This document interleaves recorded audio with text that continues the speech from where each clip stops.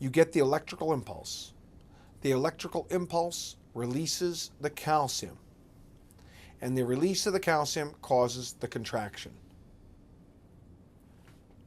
The electrical impulse releases the calcium, and the release of the calcium causes the muscle to contract. Remember that compared to cardiac muscle, the skeletal muscle action potential is extremely short. The skeletal muscle action potential is extremely short. And that's why you can have multiple action potentials. The skeletal muscle action potential is extremely short. And that's why you can have multiple action potentials. Now, the frequency of the action potentials means that you release more and more and more calcium. That's because, you see, in the cardiac muscle, it's like all or none. Contract, no contract. Contract, no contract. But why is it that by your conscious effort, you can make a more and more and more and more and more effort?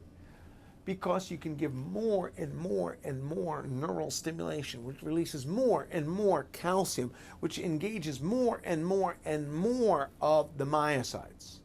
That's why this is such an important event, because you can actually have increased activity based on your ability to have more neural stimulation, more calcium released, and more actin myosin filaments engaged.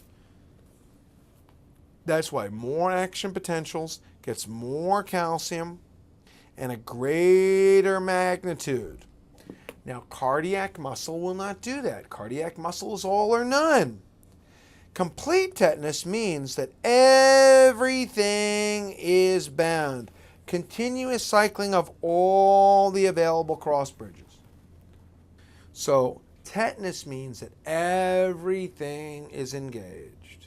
Tetanus means that all the actin myosin sites are filled and all the myocytes are engaged. That is tetanus.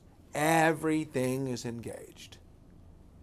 Now, you might say, well, what is the difference between complete tetanus and rigor mortis? Not very much, actually. Complete tetanus is tons of calcium and all the actin and myosin filaments are engaged. Rigor mortis is you're dead and there's no ATP and your myosin doesn't detach. Tons of calcium and everything is engaged, or no ATP and it doesn't detach, comes out to being the same thing. Tons of calcium and everything is engaged. No ATP and it doesn't detach is kind of the same. Very similar. Now, the action potential shoots up. The action potential shoots up. And there's a delay to the muscle twitch. Remember what we said about absolute refractory period? The absolute refractory period means when you're already depolarized, you can't do any more stimulation. See, this absolute refractory period has to do with the fact that the normal minus 70 membrane potential is already so positive that you can't make it go positive again. It's already positive. It's already depolarized. It's a refractory period, not because it's depolarized and is coming back and is sitting around smoking a cigarette and waiting. It is refractory because it's already happening. It's refractory because it's already depolarized. You can't get it to depolarize when it's already depolarized. You can't get it to depolarize when it's already depolarized. You can't get it to depolarize when it's already depolarized. And that's why it's absolute refractory, because it's already depolarized. Relative refractory period, you'll see it's on its way down. Relative refractory period, you'll see it's on its way back down to normal.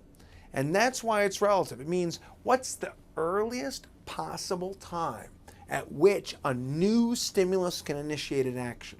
That's what relative refractory period is. It's the earliest time that you can have a new stimulus. That's the relative refractory period. It's the earliest time at which you can have a new stimulus. That's the relative refractory period. Absolute, you can't have a new depolarization when you're already depolarized. Relative refractory is you can get a new depolarization because you're on your way to normal. You have survived.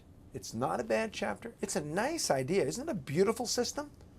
It's a beautiful system to say that your whole body